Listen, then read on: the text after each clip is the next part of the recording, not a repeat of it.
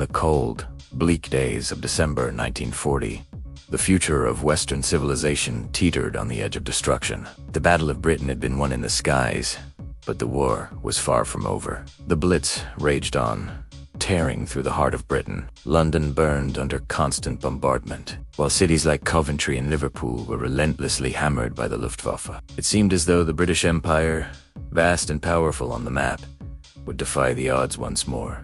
But behind closed doors, in the war rooms beneath Whitehall, the true reality was a far cry from the heroic image projected to the public. The British Empire, despite its grandeur, was on the brink of collapse, financially bleeding out, unable to sustain its war effort. Winston Churchill, the man who had inspired the world with his unwavering resolve, sat in his underground war room, staring at a blank sheet of paper. It was time to write one of the most important letters of his life, one that would change the course of the war and history itself. The letter was addressed to Franklin D. Roosevelt, the President of the United States. Churchill, known for his eloquence and powerful rhetoric, now had to write a desperate plea cry for survival.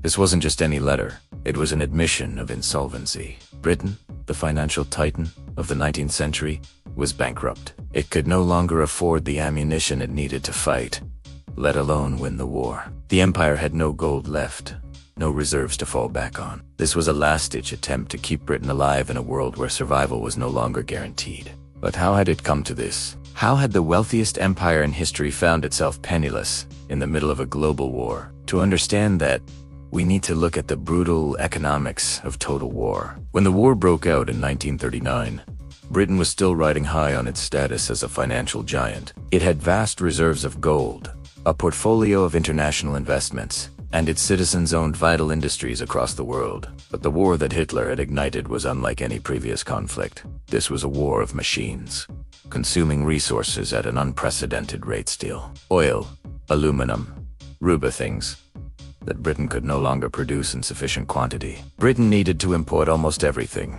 and with the European continent under blockade, it had no choice but to turn to its greatest ally across the Atlantic, the United States. But there was a problem. The United States, officially neutral, had passed the Neutrality Acts, which made it illegal for any belligerent nation to receive aid on credit. There was no more buy now, pay later. It was cash and carry only if Britain wanted to buy supplies. It had to pay up front, in gold. For the first year of the war, Britain drained its financial reserves, sending vast quantities of gold across the Atlantic to secure the weapons, planes, and ships it so desperately needed. In a top-secret operation known as Operation Fish, Britain shipped its gold to Canada, the largest movement of physical wealth in history. But by the end of 1940, the gold was gone, and with it, Britain's ability to pay for the war. The Purchasing Commission in Washington, which was tasked with buying war materials, had to tell the British that they simply didn't have the dollars to fulfill their orders. The treasury had run dry. When Roosevelt received Churchill's letter, he understood the stakes. If Britain fell, the United States would soon follow. But there was a political problem. America's laws forbade him from directly handing over money to Britain. The American people were still reeling from their experience in World War I, and they didn't want to be dragged into another European conflict. But Roosevelt, ever the strategist, found a way to sidestep this. What if he didn't give aid, but instead lent it? And so, the concept of Lend-Lease was born. Roosevelt famously explained it like this: if your neighbor's house is on fire, you don't haggle with him over the price of a garden hose. You lend him the hose, and he gives it back when the fire's out. It was simple, generous, and neighborly on the surface. But behind closed doors, the deal was far more complicated. Henry Morgenthau, the U.S. Treasury Secretary, was tasked with making sure that Britain had nothing left to sell before receiving aid. Morgenthau demanded that Britain open its books, every last asset, from every share of stock to every pound of gold. It was an economic audit, and it was devastating. The British had already sold off most of their assets, but Morgenthau insisted on more. One of the most significant targets was American Viso's British-owned company. That was a jewel in the crown of British investments in the U.S. Morgenthau demanded that the British sell it, and the deal was done. The British were forced to sell the company, worth over $100 million, for a fraction of its value, around $54 million. It was a financial theft, and it sent shockwaves through the British government. As the Lend-Lease Act made its way through Congress, it was clear that Britain was fighting for its survival. Churchill had pleaded for 50 old destroyers to help protect Britain's coastline. TOSA agreed, but there was a price.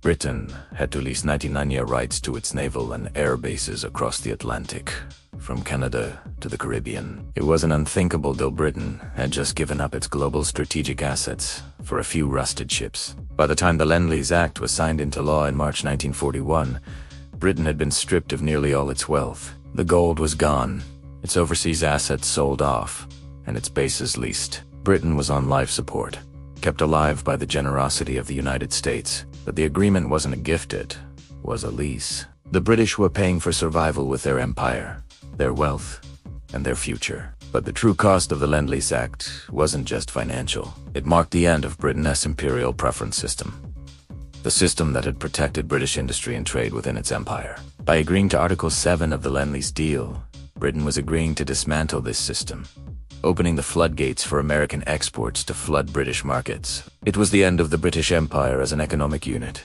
The very system that had allowed Britain to survive for centuries was being torn apart in a matter of months.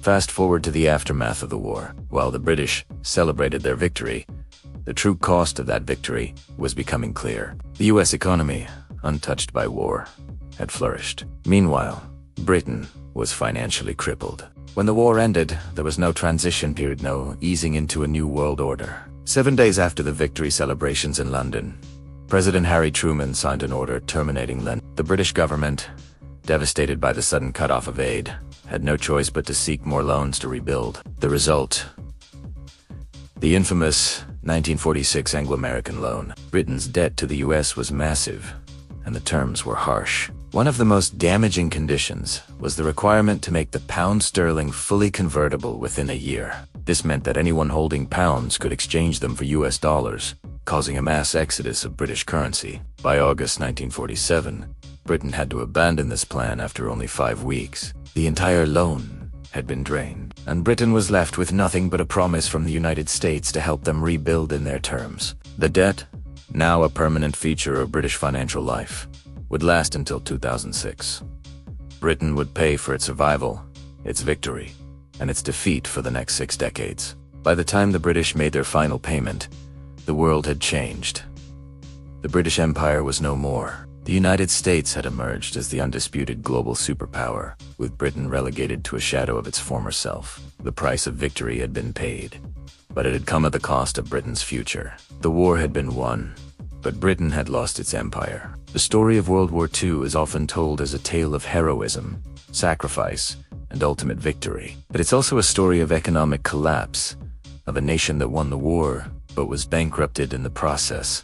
The true winner of World War II wasn't Britain, it was the United States. By lending its support, the US effectively bought the British Empire, stripping it of its wealth, its assets, and its future.